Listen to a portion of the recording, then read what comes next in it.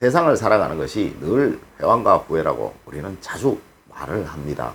하여 우리 선조분들께서는 우리에게 수신의 지혜를 알려주셨고 절제의 아름다움을 전해주셨고 삼가는 미덕을 남기셨습니다. 인생은 한 번뿐이기에 이미 지나온 길은 누구라도 되돌아갈 수 없기에 우리는 먼저 그 길을 지나가신 분들의 이 후회와 회환을 통해서 우리가 이제 지나갈 길을 알고 그러한 전철을 밟지 않도록 주의하고 경계해야 하는 겁니다. 이를 우리와 가장 가까이 있으면서 먼저 지나가신 우리의 형님, 누님, 오빠, 언니들의 이야기를 통해서 한번 알아볼까요?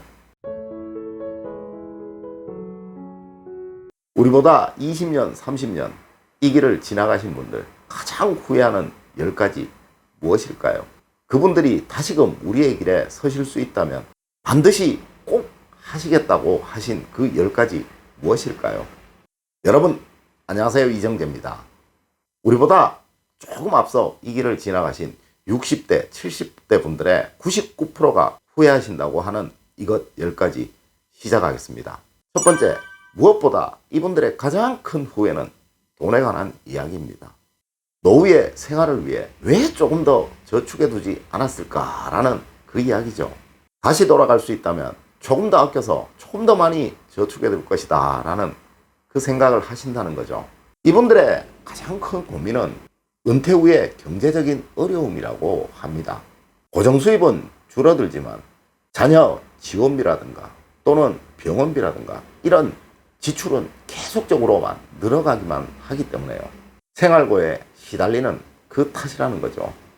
하여 이 저축에 관한 이야기를 앞서가신 분들이 가장 후회하는 것으로 꼽았다는 겁니다.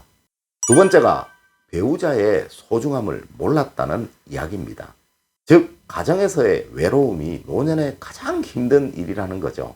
여러분 누구나 이 부분에 관해서는 공감하실 겁니다.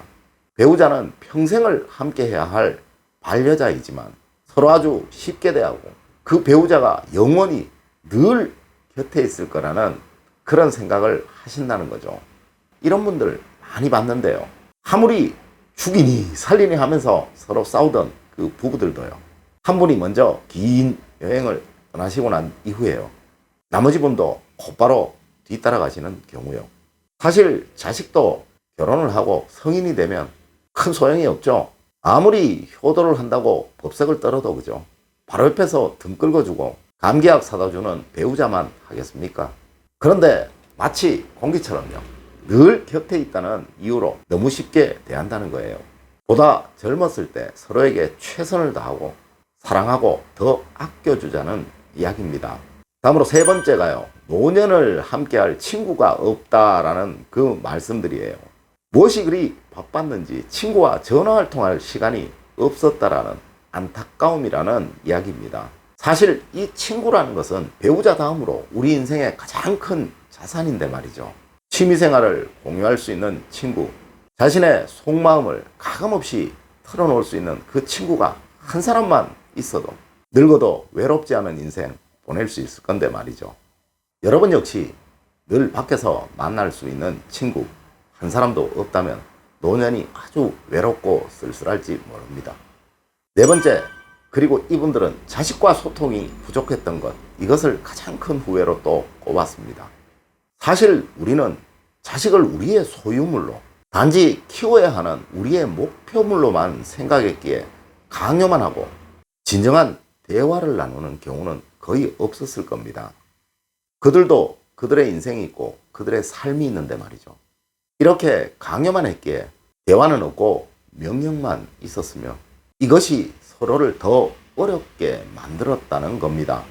우리가 원하는 것은 나이를 먹어서 온 가족이 모여서 서로 이야기하고 같이 웃으며 즐기는 것일 겁니다.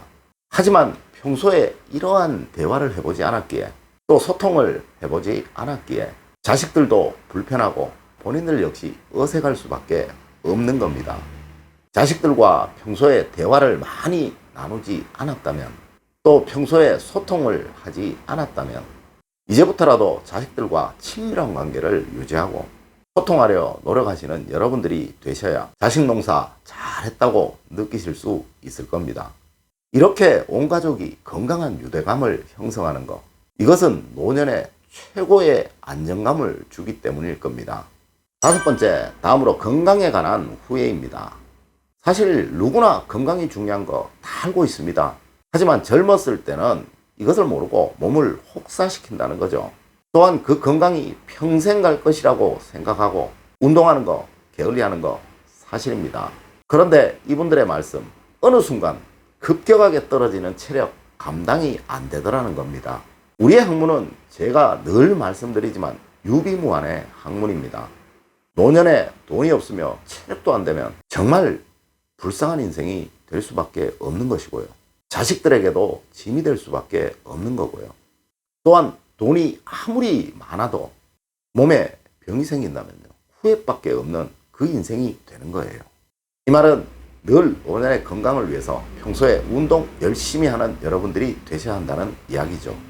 여섯 번째가 배움을 멈추지 말라라는 이야기인데요. 이것은 외롭지 않기 위해서입니다. 노년의 여가, 이거 의외로 아주 많다고 합니다. 자신이 무엇인가 할 줄 아는 게 있는 것과 아무것도 할 줄 아는 게 없어서 무료하게 시간을 보내는 것, 이거 너무도 큰 차이입니다. 심리학에서는 무망감이라는 이야기가 있어요. 희망도 없고 절망도 할 수 없는 상태, 아무것도 할 것이 없는 그 상태를 말하는 말인데요. 이것은 우리 인간에게 가장 위험한 상태를 말한다고 하는 거예요. 바로 이 무망감이라는 것이 무료함에서 온다고 합니다. 우리나라가 노인 자살률이 OECD 국가 중에서 최고인 이유가요, 노년을 괴롭히는 이 무망감이 가장 결정적인 것이라고 모든 심리학자들은 말하고 있다고 합니다. 이것은 배움이 없기에 만들어지는 겁니다. 노년의 자신감이라는 것은 이 배움이라는 것에서 만들어지는 것이니까 지금부터 무엇을 배울지 미리 정해라도 두시는 그런 현명함을 가지시는 여러분들이 되셨으면 합니다. 일곱 번째가 평생 할 수 있는 취미를 만들어라 라는 것인데요. 이는 어쩌면 앞서의 항목과 조금 비슷한 또 해요. 그죠? 취미라고 해서 아주 거창한 것만 있는 것이 아닙니다. 등산이나 가벼운 산책하는 거, 독서하는 거, 음악 감상하는 거, 이런 거 큰 돈이 들지도 않죠. 이렇게 취미를 갖게 된다면요, 평생 지루하지 않은 또 활력 있는 삶을 가지실 수 있기 때문이라고 합니다. 여덟 번째가 일기를 쓰고 기록을 남겨라 라는 그런 이야기인데요.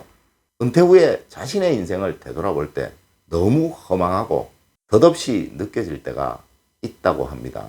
그럴 때마다 평생 자신이 걸어온 길을 되돌아보고 정리하는 거, 이거 꼭 필요한 일이라고 하는데요.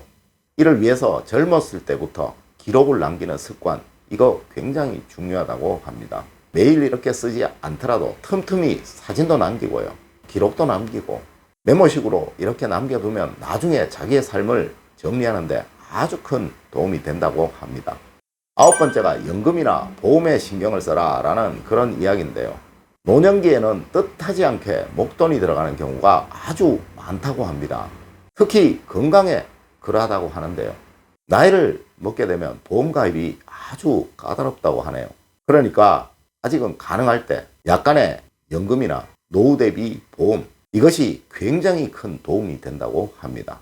연금을 통해서 안정적인 생활비를 마련하고 보험으로 예상치 못한 질병에 대비하는 것, 나이를 먹게 되면 굉장히 큰 안정감을 줄 수 있다고 합니다. 그리고 이것은 저축과 같은 개념이기 때문에요, 아깝다고 생각하실 필요 없다고 하네요. 열 번째가 하고 싶은 거 많이 하고 여행 열심히 다녀라 라는 그런 이야기인데요. 나이를 먹게 되면 그때 했어야 되는데 그때 그 시절만 할 수 있었던 일이 있다고 하네요. 대부분의 분들이 후회하는 가장 큰 것 중에 하나가요, 젊었을 때 도전해보지 못한 거라고 하는데요. 또 여행을 떠나보지 못한 거라고 하는데요. 일하느라, 자식 키우느라, 또 경제적인 부족함으로 인해서 막상 해보지 못했던 여행, 뒤로 미루었던 여행. 그런데 인생 선배들은 조금이라도 젊었을 때 돈을 아끼고 시간을 아껴서라도 여행을 떠나보라고 하네요. 이것은 훗날 과거를 회상할 수 있는 멋진 추억을 남겨놓는 것이라고 합니다. 우리는 너무 눈앞의 것만 보고 살고 있습니다. 앞선 우리의 선배들, 우리의 길을 미리 걸으셨던 이 선배분들의 조언에만 귀를 기울여도 참 많은 도움이 될 건데 말이죠. 오늘 내용은 서울의 한 갤럽에서 조사한 내용을요, 제가 여러분들을 위해서 조금 각색해서 알려드린 겁니다. 늘 앞날을 보시면서 안정을 찾으시고 행복과 사랑이 가득 찬 여러분들이 되셨으면 하는 마음에서 제가 오늘 영상을 준비해 봤습니다. 늘 올바른 학문과 올바른 지식을 여러분들에게 전하도록 노력하겠습니다. 여러분 긴 시간 감사드립니다. 감사합니다.